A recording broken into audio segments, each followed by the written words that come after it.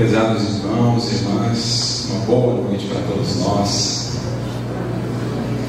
Que Deus, nosso Pai, nos abençoe a todos e que Jesus, nosso Mestre e amigo de todos os momentos, se faça aqui presente conosco, inspirando-nos os pensamentos, embalando-nos os corações no seu amor e na sua paz, para que assim nos abramos como faz a corola de uma flor, para recebermos esse orvalho divino que desce do alto e alcança a cada um de nós, trazendo-nos alívio, refrigério, esperança e fé para a nossa caminhada.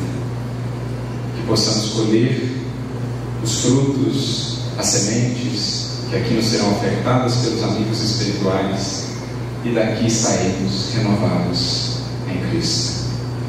Antes de iniciarmos, eu gostaria mais uma vez de agradecer pela acolhida tão carinhosa como fomos recebidos aqui em Chapecó, mencionando também todos os outros amigos e amigas de outras cidades da região que aqui se fazem presentes. Agradeço imensamente por esse carinho, por essa acolhida, e espero de alguma maneira, dentro de nossas limitadas possibilidades, retribuir com aquilo que nos tem auxiliado tanto, que é a mensagem de Jesus. E para tanto, voltemos no tempo aos inesquecíveis momentos em que o Mestre esteve aqui conosco, em carne e osso, caminhando por essa terra, deixando pegadas e palavras inolvidáveis para cada um de nós. Se aqui estamos nesse número tão significativo de corações, os que podemos ver entre os encarnados, sem considerar ainda os desencarnados, se aqui estamos em tantos, é porque já o Cristo nos atrai, é porque já a lembrança e a saudade de Jesus em nossos corações falam alto, a ponto de aqui nos trazermos sábado à noite para comungarmos dessas palavras de vida eterna. E ao voltarmos no tempo, usando esse recurso precioso do Espírito, atributo essencial, que é o pensamento, que é a imaginação, buscamos resgatar essas cenas que ficaram registradas na memória psíquica e espiritual da Terra, para que, uma vez nos sentindo novamente imersos naquele momento singular da história da humanidade terrestre, nós possamos realmente sentir com ainda mais vigor e força em nossas vidas o chamado de Jesus, que a todos nos diz: vinde a mim, vós que estáis cansados, vós que procurais respostas, vós que ansiais pela paz, vós que tendes fome e sede de eternidade, vinde a mim, e eu lhes darei da água da vida, lhes darei do pão do céu, lhes darei daquilo que não passa, daquilo que não perece, nem se perde, daquilo que o tempo não consome, não leva consigo. Eis o que nos oferta o Mestre, e é por isso que o Espiritismo nos convida a Ele voltarmos, buscando na fonte sublime do Evangelho, para dali o encontrarmos e o fazermos em nossas vidas, não mais um simples visitante, mas um definitivo morador, ofertando-lhe o coração. E a passagem que tomamos para essa imersão de cada um de nós encontra-se registrada no Evangelho de João, somente no Evangelho de João, no capítulo de número 9, logo ao início do capítulo, uma passagem mais extensa. Como é corriqueiro no Evangelho de João, temos passagens mais extensas, mais densas, também num sentido espiritual e simbólico. Mas selecionamos essa passagem porque muito temos refletido sobre ela ultimamente, conectando-a à nossa vida e à nossa trajetória.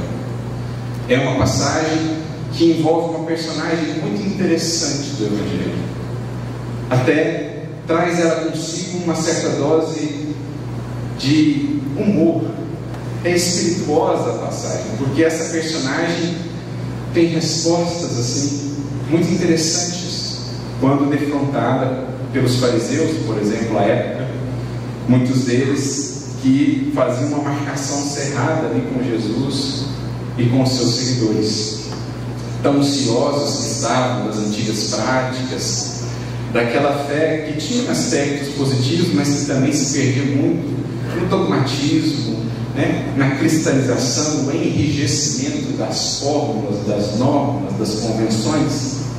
Faziam eles uma marcação cerrada junto ao Cristo e aos seus seguidores.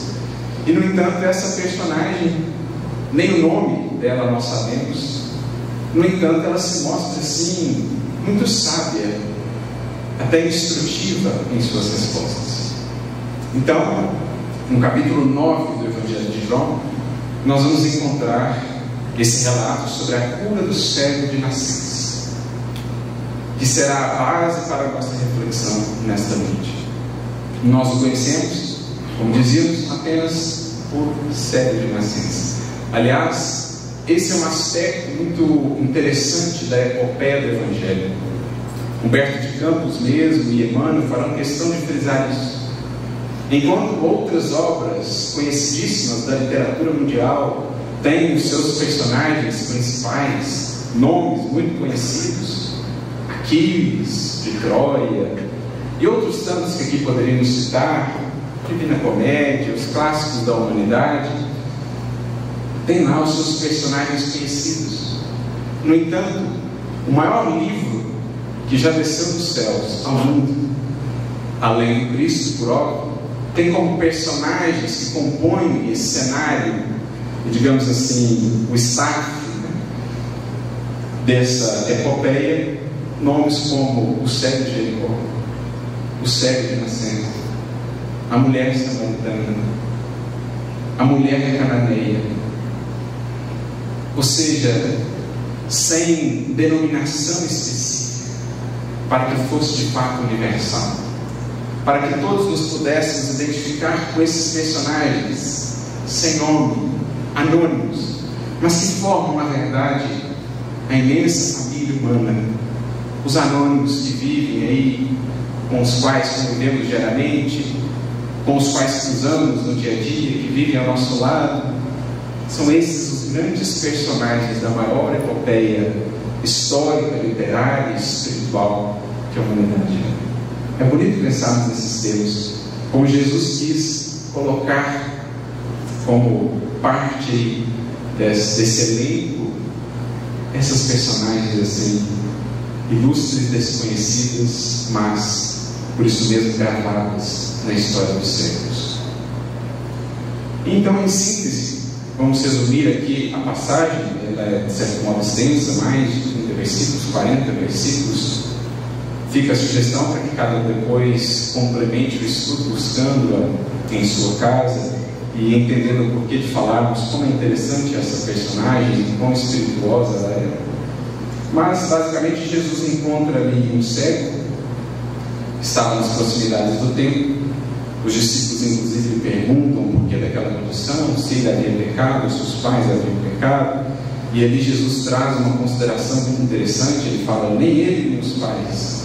Essa experiência ele a vive para a glória de Deus, algo que mais tarde o Espiritismo haveria de nos explicar, em nos mostrando que por vezes as provas, os desafios que vivemos na matéria têm origem em desatinos do pretérito, em desajustes, quando afastando-nos da lei de equilíbrio, de harmonia, de amor, geramos desajustes e desequilíbrios em nosso próprio perispírito que poderão se refletir em encarnações futuras.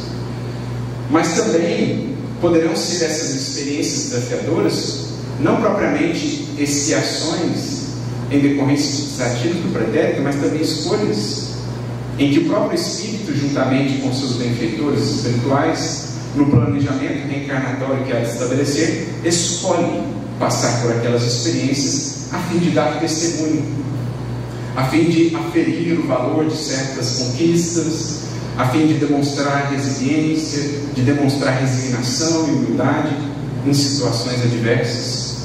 E parece ser o caso desse cego. Por isso Jesus diz: não foi um pecado dele, ou seja, não foi um desajuste do pretérito, tampouco dos pais, porque aprendemos também com a doutrina que cada espírito lidará com as consequências de seus próprios atos. Não há terceirização, transferência aqui de responsabilidades, mas antes é uma experiência para a glória de Deus, porque a postura que ele adotava e também a maneira como se comportaria naquele encontro com Jesus definiria que temos ali um espírito mais maduro, que havia escolhido aquela experiência para poder compor o cenário de experiências do Evangelho.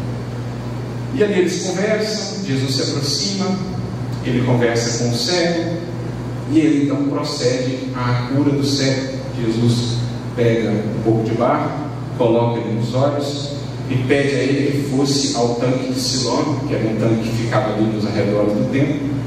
Siloam, do hebraico, do aramaico, significa enviado. Então Jesus pede que ele fosse até aquele tanque, lavasse os olhos, e então ele retorna enxergando. Nós entraremos nos meandros do processo de cura. Pelo Espiritismo, vamos compreendendo o processo de operação dos fluidos, a capacidade de um Espírito como Cristo de operar os fluidos e, no caso, realizar a cura. Interessa-nos, sobretudo aqui, um aspecto, um sentido mais simbólico, mais espiritual de toda essa passagem. Jesus, como tantas vezes fez, opta por realizar a cura no sábado, justamente para questionar algumas consolidações, algumas cristalizações de ideia que encontravam naquele tempo, em que alguns indivíduos consideravam aquele aspecto do descanso do sábado tão importante, mais importante até, do que a possibilidade de prestar um auxílio no sábado. E Jesus então traz a consideração: as normas devem estar a serviço da criatura humana, e não a criatura humana a serviço das normas. O sábado foi feito para o homem e não o homem para o sábado. E quantas vezes não nos perdemos colocando acima da criatura humana as normas que deveriam servir, edificar, contribuir para harmonizar a convivência, por vezes se tornam elemento de dissidência, de rigidez, de dureza, até de perseguição ou de preconceito. Então Jesus fazia questão de, digamos assim, mexer um pouco com essa questão para levá-la, trazer à tona a reflexão. E em decorrência justamente disso, dele ter sido curado no sábado, ele logo é procurado pelos circunstantes. Primeiro, alguns curiosos: mas era você mesmo, o cego? Como é que foi que ele fez? Ele falou: o que ele fez eu não sei, só sei que eu era cego e agora eu vejo. Ele pediu, colocou barro nos meus olhos, pediu que eu fosse até o tanque, e então retornei enxergando. E alguns duvidavam se era ele mesmo, se era outro, ele afirmando: não sou eu mesmo, que era cego. Chega então os fariseus, fazem a mesma indagação: como é que ele fez? Como ele te curou? Então ele explica mais uma vez: colocou o barro nos meus olhos, pediu que fosse até o tanque, e então voltei curado. Eles duvidam que de fato ele fosse cego, ou que fosse ele próprio. Chamam os pais dele e perguntam: é esse mesmo que era filho de vocês e que era cego desde nascença? E os pais, temerosos das consequências, dizem: sim, era o nosso filho, era cego desde nascença. Agora, como ele foi curado, nós não sabemos. Pergunte para ele, que ele já tem idade para responder. E João faz questão ainda de responder, de acrescentar uma observação, dizendo: faziam isso porque temiam ser expulsos da sinagoga, temiam as consequências, entre aspas, de desafiarem os fariseus. E aí, mais uma vez, os fariseus voltam ao cego e perguntam: mas como é que ele fez isso? E ele diz: eu já falei para vocês. De que adianta eu falar de novo? Por acaso vocês querem se tornar discípulos dele? E aí eles naturalmente ficam extremamente irritados, porque como assim tornar discípulo dele? Imagina só, nós somos discípulos de Moisés, esse aí, porém, nós não sabemos de onde ele veio, é um pecador. E aí o cego ainda acrescenta: pois é, isso que é o fantástico, vocês não sabem de onde ele veio, dizem que ele é um pecador, mas ele fez o que fez. Nunca se ouviu falar de alguém que tenha feito o que ele fez. Como um pecador, portanto, poderia fazer isso? Então ele deixa os fariseus assim, encruzilhadas do raciocínio, e eles ficam extremamente irritados com ele. Mas ele segue com aquele jeito dele espirituoso, profundamente agradecido pela visão agora recomposta. Mais adiante ele encontra ainda mais uma vez Jesus, afirma agora a sua convicção no Mestre, a sua entrega a Jesus, e enfim conclui-se a passagem com Jesus dizendo, no versículo 39 do capítulo 9: eu vim ao mundo para o juízo, a fim de que aqueles que não veem vejam, e aqueles que veem se tornem cegos. Uma frase profundamente reflexiva que Jesus nos propõe. Eu vim ao mundo para o juízo, a fim de que aqueles que veem se tornem cegos, e aqueles que não veem vejam. E aí ele tem ainda mais um diálogo ali com os fariseus e encerra essa passagem. Pois bem, fizemos aqui um breve relato do fato, do acontecimento. Busquemos agora transportar os simbolismos do Evangelho para as realidades do Espírito, conectando isso que se deu há 2000 anos com aquele cego, que nem sabemos quem é propriamente, conectando isso agora à nossa vida e à nossa trajetória, entendendo a visão aqui num outro sentido. Porque nós vamos ver, o Evangelho de João ele é caracterizado por esses contrapontos: luz, verdade, visão, em oposição à sombra, ignorância, cegueira. Então João ele vai trabalhando esse simbolismo, trazendo a visão, por exemplo, como um símbolo de conhecimento, de apreensão, de compreensão da vida, de acesso à verdade, ao passo que a sombra, a cegueira, será uma representação ou da ignorância ou da ilusão que ainda nos impede de ver a vida tal qual ela é, em sua expressão tão mais ampla, tão mais abrangente do que por hora podemos acessar. Transportando essa reflexão para as realidades do Espírito e recorrendo ao que o Espiritismo nos ensina, no fundo vamos compreendendo que esse cego somos todos nós, em nossa origem. Um dos conceitos mais fundamentais que creio muitos aqui, se não todos já ouviram falar: como são criados os Espíritos, como somos criados por Deus. Dizem-nos os Espíritos superiores: simples e ignorantes. De certo modo, portanto, todos nós somos cegos de nascença, porque nascemos ignorando até a nós mesmos. Nos primórdios que se perdem na noite do tempo, não sabemos exatamente quando viemos a ser, quando surgimos, o filux inicial na criação, mas quando surgimos, dizem-nos os Espíritos, éramos simples e ignorantes. Ignorávamos a nós mesmos, ignorávamos ao próprio Pai Criador, mas trazíamos, é certo, imensos potenciais em nós. E está previsto no processo da criação divina e da evolução que cada ser, no transcurso de milênios incontáveis, trabalhe contra essa cegueira, em busca da luz. Por isso, talvez encontramos logo no Gênesis, no capítulo 1 do primeiro livro da tradição judaico-cristã, aquela sublime frase metafórica do Criador a expressar a finalidade da criação. E disse Deus: haja luz, e a luz se fez. Meus amigos, essa é a síntese da criação. Tudo que nasce das mãos de Deus recebe a diretiva: e haja luz. Ou, em outras palavras, e faça-se luz, e busque a luz.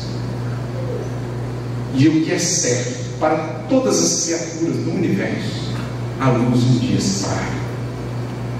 A luz será por todos encontrada. Ninguém interminavelmente estará preso ao domínio das sombras, sejam elas da ignorância, sejam elas de nossas paixões e ilusões, que nos toldam a visão. Todos os seres estão sujeitos a esse imperativo e trazem consigo essa intuição de que da luz vieram e para a luz se vão. Para a luz estão destinados. Por isso Jesus, depois do Evangelho, também recapitulará, lembrará essa mesma orientação quando nos dirá: brilhe a vossa luz.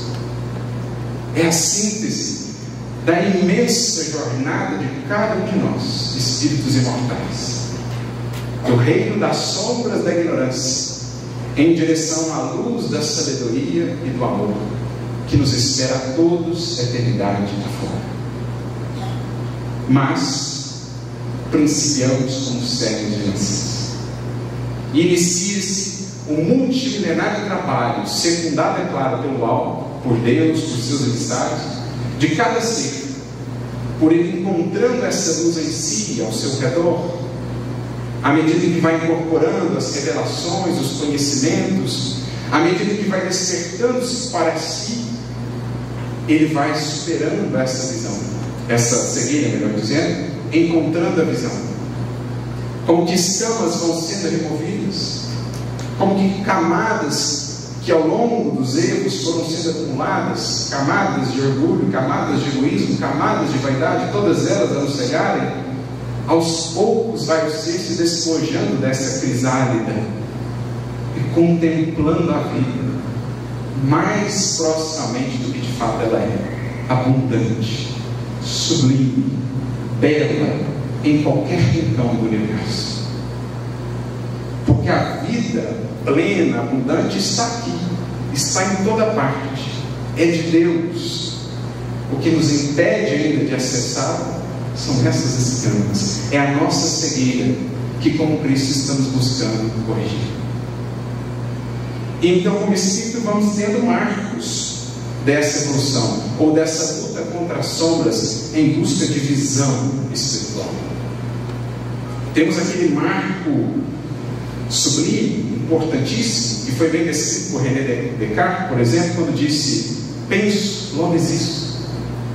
Em algum momento o ser teve a consciência de que ele pensa, e em pensando reconheceu-se, viu-se como um ser com consciência, um ser imerso na criação. É um marco da nossa trajetória quando tomamos consciência, o conhecimento de nós mesmos. Já é uma grande vitória sobre essa cegueira original. Depois teremos um outro marco, atualizado, digamos assim, à luz do Evangelho, muito similar a esse que Descartes nos descreve, mas Nicholas Thomas Wright, um grande escritor, estudioso sobre Paulo, pastor, ele dirá que à luz de Paulo, por exemplo, dos ensinamentos e escritos de Paulo, percebemos que ele de certo modo atualiza esse marco de René Descartes, convidando-nos a um outro patamar, quando não é mais apenas agora o penso, logo existo, mas o sou amado, logo existo. Quando o ser percebe que não é mais pensar apenas, mas que antes mesmo dele pensar, algum ser já o amava profundamente e o secundava em todo esse processo, em toda essa jornada de evolução. É um outro momento de despertar, em que percebemos-nos acolhidos, amparados, sustentados, mesmo antes de darmos conta de nós mesmos. Marcos sublimes da evolução, que cada ser vai cruzando à medida que vai se esforçando por vencer essa cegueira, à medida em que vai sentindo-se impelido a buscar a luz. E foi assim, por exemplo, que surgiram as primeiras manifestações da fé, essa força sublime que nos vincula à força criadora, essa força que nos acompanha desde os primórdios e que no início manifestava-se ainda incipiente, como uma semente. Nasce a fé, diz Emmanuel, no berço rústico do temor. Intuíamos uma força superior Sabíamos que o universo não está ao relento, não é produto do nada, mas ainda não compreendíamos essa força. Então, ao misturarmos aos elementos da natureza, misturarmos ao que de fato é, misturarmos as nossas superstições, as nossas incompreensões.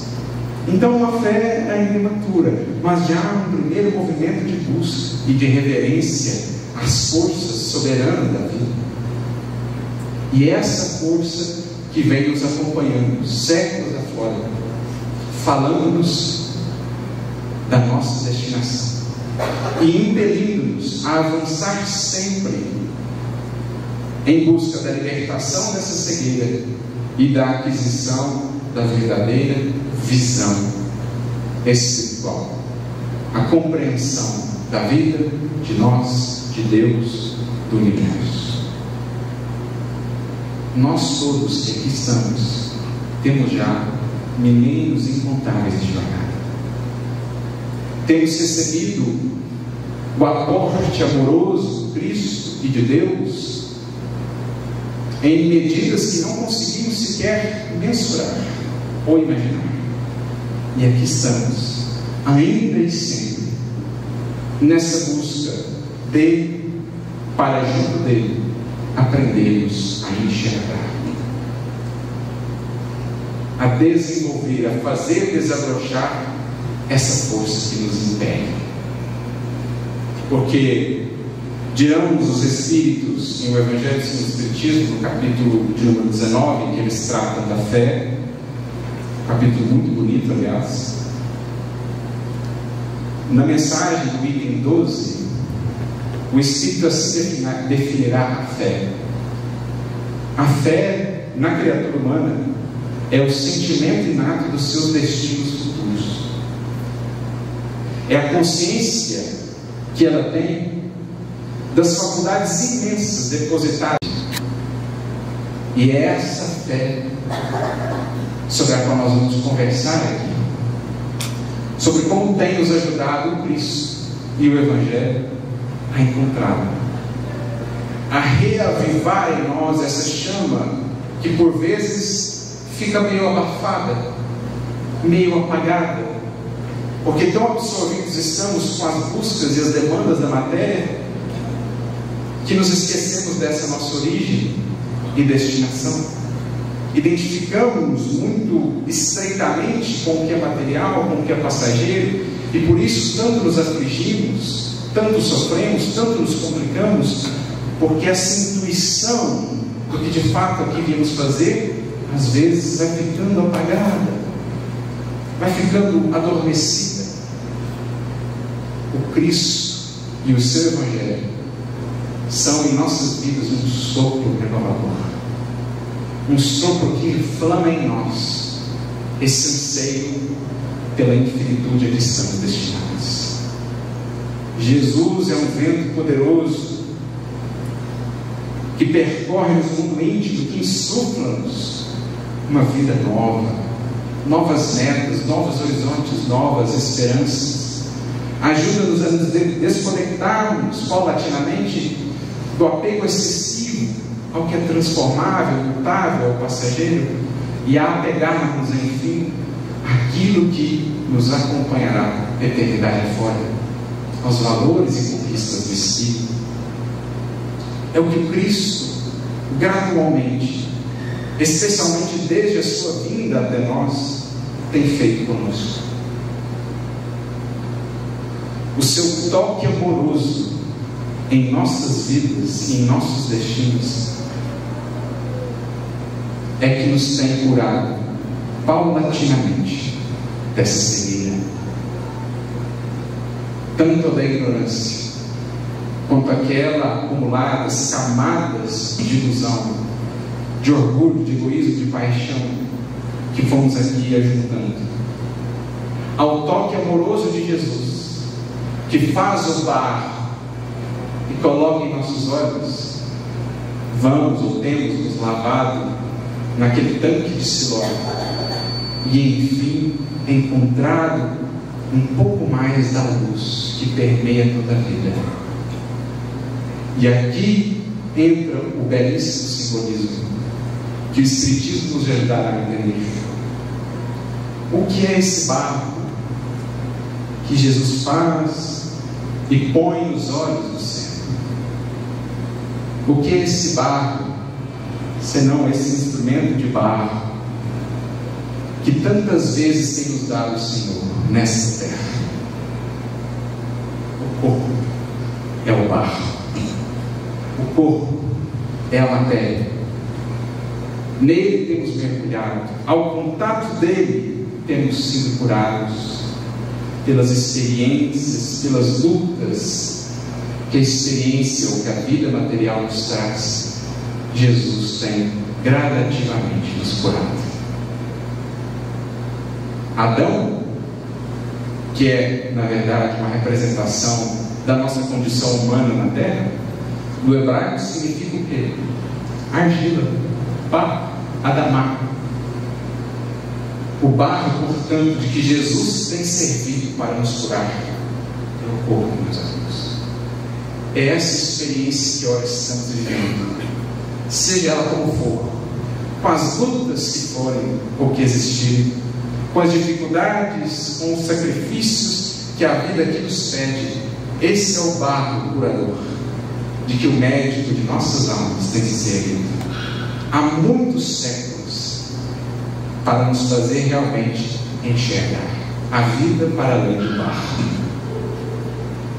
a vida para além da argila, máquina divina, que por hora nos servimos. Tem ele aplicado aos nossos olhos espirituais a limitação do barro, mas incrivelmente é por meio dessa limitação que aprendemos a ver. É justamente tentando superá-la que a nossa visão se expande e acendemos novas luzes no íntimo do ser. Esta sim é se projetarem agora para além do barro. Tem-nos Jesus ofertado esse barro e tem Ele nos dito para que venhamos ao tanque de Siloã. O que será o tanque de Siloã para cada um de nós? Meu tanque de Siloã talvez será a minha família. Meu tanque de Siloã talvez será o meu trabalho. Meu tanque de Siloã talvez será aquela enfermidade. Meu tanque de Siloã talvez será aquela perda, aquele revés. Banhos purificadores na matéria, que vão aos poucos ajudando-nos a deixar para trás o que nos pesa na trajetória e fazermos mais livres, mais leves para avançar. É assim, portanto, que entendemos a beleza do símbolo quando transportamos isso para a realidade do Espírito. Não mais uma circunstância factual de 2000 anos atrás, mas agora toda uma compreensão do que é a vida e do que é a evolução.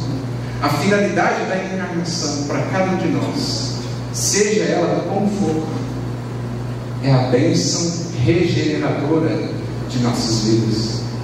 Porque é justamente em meio a essas dificuldades também que se acrisola a nossa fé. É por meio delas que a nossa fé é chamada a expressar-se com mais vigor. Porque, sobretudo no momento da tempestade, da sombra e da luta, que recorre a criatura a essa força interior. Quando ela parece não encontrar onde se apoiar fora de si, parece que então encontra e se recorda de que dentro de si há uma base e há uma força que a impele a avançar. Eis então que descobrimos a força da fé em nós. Força essa que nos ajuda a enxergar, como dissemos, para além do barro, para além do aqui e do agora, na sua estreiteza, na sua limitação. Só o olhar da fé ajuda-nos a ver de antemão o porvir, o amanhã, o que ainda não é, mas virá a ser. Esse, meus amigos, é o segredo dos mártires. Porque imaginemos só sem recursos de qualquer natureza, enfrentar a máquina do Império Romano com a sua perseguição tão atroz. Nero, outros santos.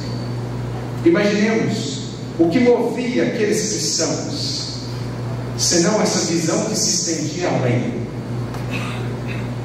Porque, vendo com os olhos da matéria, não veriam senão morte, desânimo, desalento, sangue, perseguição.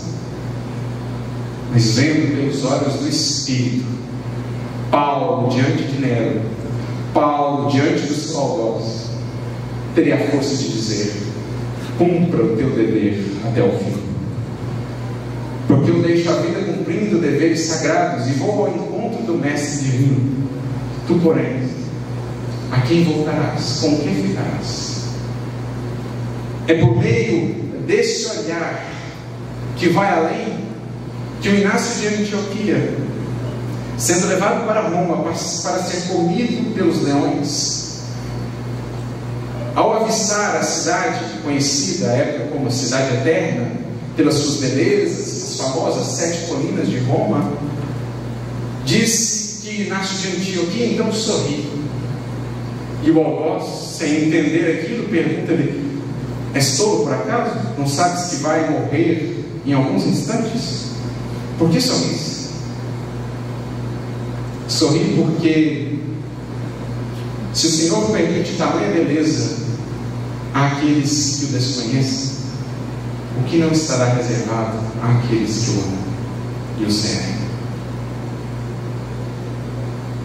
Só quem vê pelo prisma da fé tem a força e a resiliência de lidar com aquilo que ainda não é, com o obstáculo, com a dificuldade, com o mundo ainda tão distante do reino de Deus. Mas o coração movido pela fé vê o reino de amanhã já construir-se no presente. Vê a criatura ainda de coração endurecido já como um anjo que um dia há de ser. E por isso investe amor, paciência, compreensão naquele ser, porque o vê pelos olhos da fé. Por isso Paulo chega a dizer na sua segunda epístola aos Coríntios, capítulo 5, versículo 7: nós não caminhamos por vista, mas por fé. Paulo está dizendo: eu caminho pelo mundo não vendo com os olhos materiais, mas com os olhos do Espírito, que o Cristo me ajudou a ter. O contato amoroso dele removeu minhas escamas, acendeu-me luzes por dentro, e são essas luzes agora que se projetam no futuro e fazem-me ver, no mundo ainda tão conflituoso, o reino dos céus que amanhã há de ser. Nas criaturas as mais equivocadas, as mais perdidas, o Filho de Deus um dia por se descobrir. Eu, portanto, direi: não caminho por visão, mas por fé. Essa é a força daquele coração, que não se restringia às perseguições, às chibatadas, às pedradas, aos naufrágios, às carências de toda espécie, mas antes, para além disso, via em tudo o convite amoroso de Jesus, impelindo acima. Porque os olhos, esses olhos, meus amigos, só veem o que está morto ou o que vai morrer. Só os olhos do Espírito conseguem ver o que vive e o que permanece. Os olhos, embora sublimes do nosso corpo, dão-nos uma visão bem estreita do que nos serve. Aqui mesmo, nesta sala, o quanto conseguimos enxergar o que aqui se processa. Um décimo, talvez seja muito. Agora, os olhos do Espírito, os que aqui estamos buscando clarear, acessando a luz do Evangelho, esses estão nos projetando no futuro.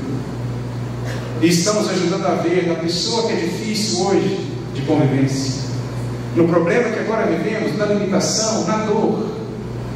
Os nossos olhos da fé estão nos ajudando a ver que, para além disso, o Mestre que nos espera, renovados e transformados por essas mesmas experiências. É o que a fé faz conosco. Projeta-nos o olhar, porque acende-nos luz interior. E a maneira pela qual vemos a vida, amigos, não diz respeito à iluminação exterior, não diz respeito nem mesmo à faculdade de visão material que temos. A maneira pela qual vemos a vida depende, sobretudo, das luzes internas que já acendemos, em especial a luz da fé, de onde derivam a luz da sabedoria e a luz do amor. Porque dizem-nos os Espíritos, também o Evangelho do Espiritismo, que é a fé a mãe de todas as virtudes e a base da regeneração. A sabedoria, portanto, e o amor serão filhos dela, frutos dela, e são essas as luzes que nos ajudarão de fato a ver a vida como ela é. Disse-nos o Mestre: os teus olhos são a candeia da tua alma. Percebamos, não diz ele: os teus olhos são a janela. Ele diz: os teus olhos são a candeia. Na janela a luz vem de fora para dentro. A candeia é a própria luz que se projeta. O que está a nos dizer Jesus é que a nossa visão de mundo, o nosso entendimento da vida, a nossa compreensão dos porquês e dos paraquês de cada experiência derivam sobretudo dessa luz de confiança que vamos acendendo aqui dentro. Entendendo por fé a confiança que projetamos no alto, essa certeza da manhã que o Evangelho e o Espiritismo nos descortina, mas também a nossa aplicação, a nossa vivência coerente a partir disso, porque fé é também fidelidade. Não esperemos ver mais além sem a justa aplicação. A luz recebida não será necessariamente a luz refletida se não nos aplicarmos. Por mais conhecimento venhamos a ter, talvez a nossa visão estará ainda muito estreita, porque não foi essa luz trabalhada para ser refletida. Então é preciso que a fé em nós seja assim a confiança nas leis divinas, a confiança em Jesus, traduzida na fidelidade nossa de cada dia, no comprometimento. Então, de fato, a luz se faz, e o horizonte se aclara, e os porquês e os paraquês se explicam, o coração serena, a dúvida cede espaço à confiança, a angústia cede espaço ao conforto, ao consolo, o medo cede espaço à coragem, a indiferença cede espaço à entrega, à abnegação. É o que o contato do Cristo, removendo-nos a cegueira pelas próprias experiências do barro da matéria, tem feito com cada um de nós. Tem nos ajudado a entender aquilo que Paulo definiu num dos seus capítulos mais conhecidos, um capítulo inteiro em que ele versa sobre a fé. Na sua carta aos Hebreus, capítulo de número 11, todo o capítulo 11 é um hino à fé, em que ele começa por defini-la e depois a apresenta em tantos exemplos, de Abraão até o Cristo, passando por outros. Ele diz: a fé é o firme fundamento daquilo que se espera e a prova daquilo que não se vê. Olha que beleza! A fé é a base de sustentação que nos faz esperar o reino do Cristo e trabalhar por ele, mesmo quando o mundo ainda se mostra tão distante assim. É o firme fundamento que nos dá solidez para que o desânimo não nos vença, para que as sombras não nos sufoquem, para que não deixemos tomar pelo desespero. A fé é um firme fundamento, é a rocha que vento nenhum é capaz de derrubar. É o firme fundamento do que se espera, e nós não esperamos no mundo ou do mundo, nós esperamos em Cristo e do Cristo para o mundo. Paulo chega a dizer: se nós esperamos em Cristo só para esta vida, somos as mais miseráveis de todas as criaturas. Porque quem assim opere, logo estará exaurido. Quem espera mudanças repentinas nesta ou naquela criatura, nesta ou naquela feição da sociedade, muito cedo se frustrará. Mas qual era a força então que movia aqueles que começaram o advento do Evangelho, que estavam ainda mais distante de nós do clímax? Essa esperança que se projeta para muito além de qualquer túmulo e de qualquer limitação material. Era o firme fundamento daquilo que eles esperavam, e a prova daquilo que não se via. A própria fé do Cristo em nós. Quem veria em Pedro, ou melhor, em Simão Pedro, só os olhos da fé de Jesus? Quem veria em Saulo, Paulo, só os olhos da fé de Jesus? Quem veria em Madalena a mensageira da ressurreição? O maior exemplo de transformação da história do cristianismo, dirá Emmanuel. Só os olhos da fé de Jesus. Esse é o olhar do Mestre para conosco. Esse é o olhar que Ele nos convida a ter a partir da fé que está a nos ensinar. O olhar do amor da mãe, que não se detém nas limitações da criancinha, que não se detém nas fragilidades do filho, mas que, vendo pela lente da fé e do amor que caminham juntos, o vê triunfante no porvir, disposta a esperar, se preciso for, 7, 8 séculos, para vê-lo recomeçar e erguer-se novamente, como fez uma Matilde no livro Libertação. Mais de 7 séculos a esperar o filho preso nas trevas, operando contra o Cristo, e aquele coração amoroso vendo ali ainda sempre o filho amado. O futuro Senhor de Jesus. Foi esse olhar luminoso, porque o olhar da fé se irradia, ele contagia, ele toca. Foi esse olhar que, uma vez diante dele, Gregório, filho dela, não podia resistir. Todos aqueles 7 séculos de sombra, de perversão ao mal, caíram por terra, num eclipse, numa ruína, quando se viram perante aquele olhar de fé, que confiava nele ainda, que confiava nas possibilidades suas de melhoria e inovação. Foi esse olhar que um dia Simão Pedro pôde ver. Ele, que se dizia tão fiel a Jesus, que na última ceia havia prometido: se preciso for, contigo e por ti morrerei. Porque Jesus começa a anunciar: eu irei para um lugar onde não poderão me acompanhar. E Pedro, imagina, para onde vais, Senhor? Onde fores, eu irei. Pedro,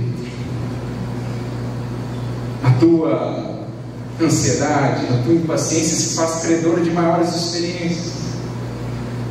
Por acaso me crês assim tão duro, Senhor? Tão indiferente a tua mensagem?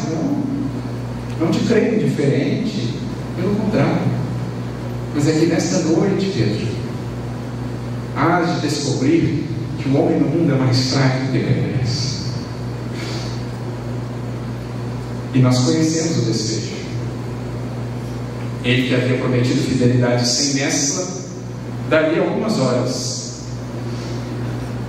quando confrontado à frente da cela de Jesus, diz por 3 vezes: jamais vi esse homem, não o conheço, nunca o segui.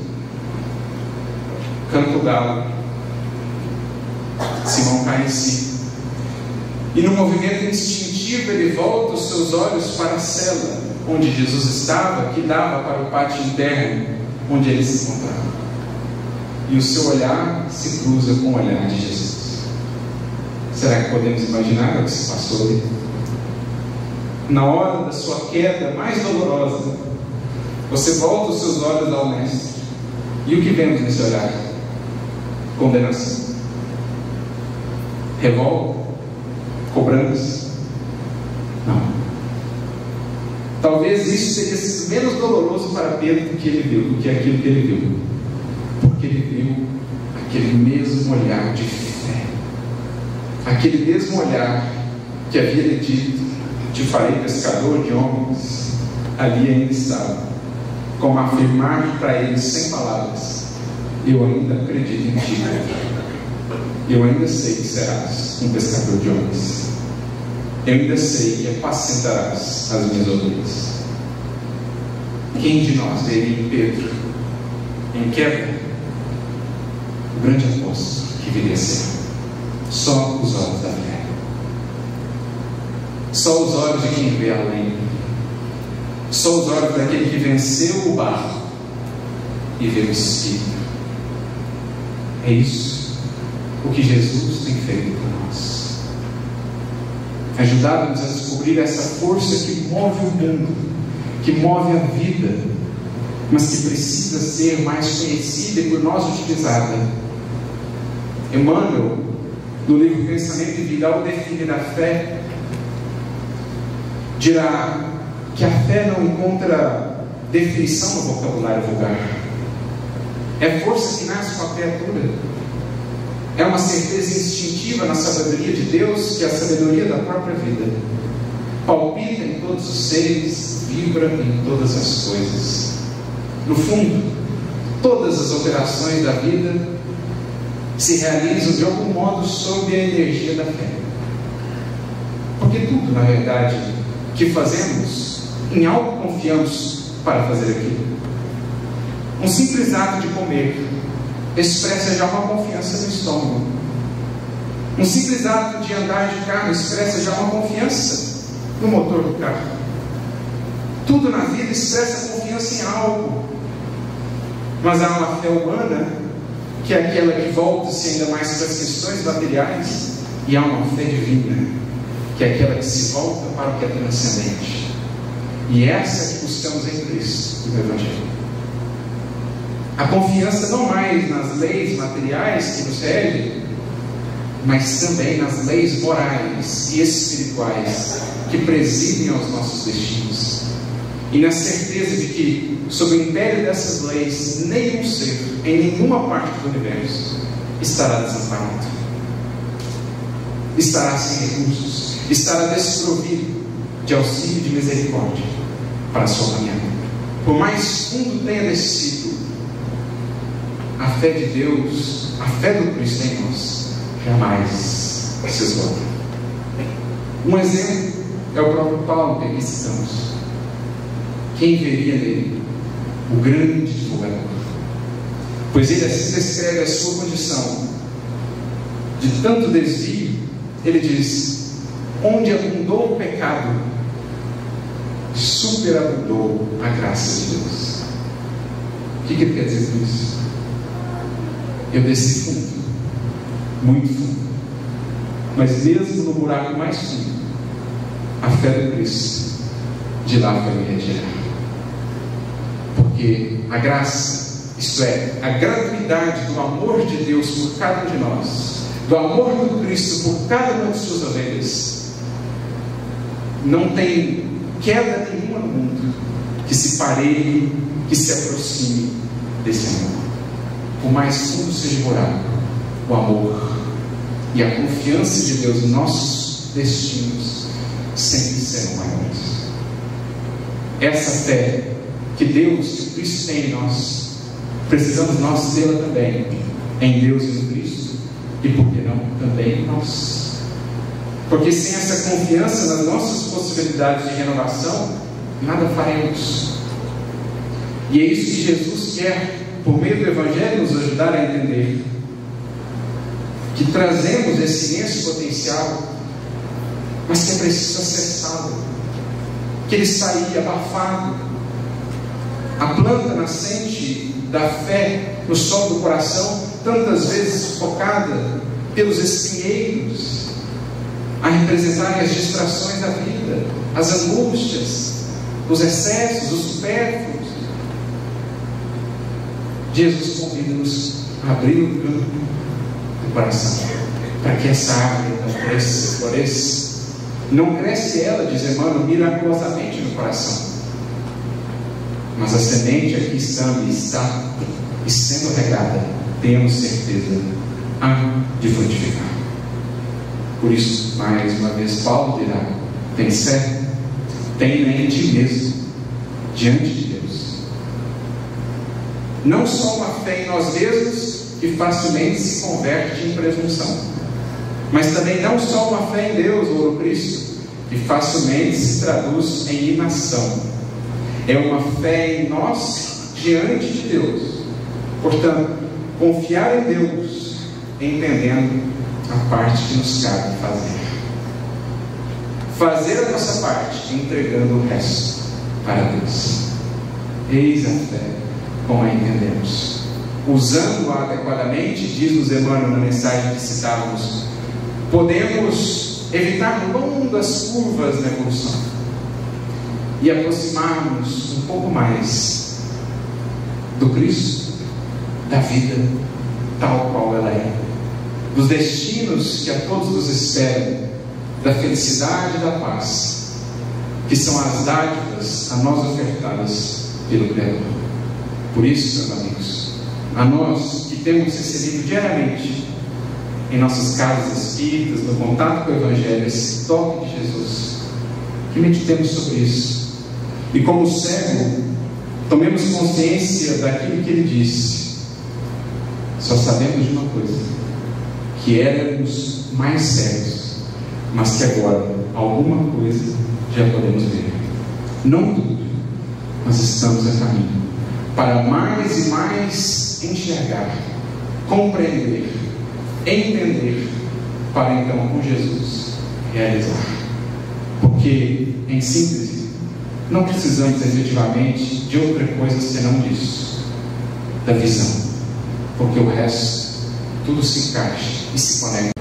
Por isso, talvez aquele outro cego, também conhecido do Evangelho, agora o cego de Jericó, diante da pergunta impressionante até de Jesus: que queres que eu te faça? Soube muito bem responder: Senhor, que eu veja. Que Jesus nos abençoe a todos e que Ele, com o seu toque amoroso, ensine-nos de fato. Amém. A todos muita luz, muita paz.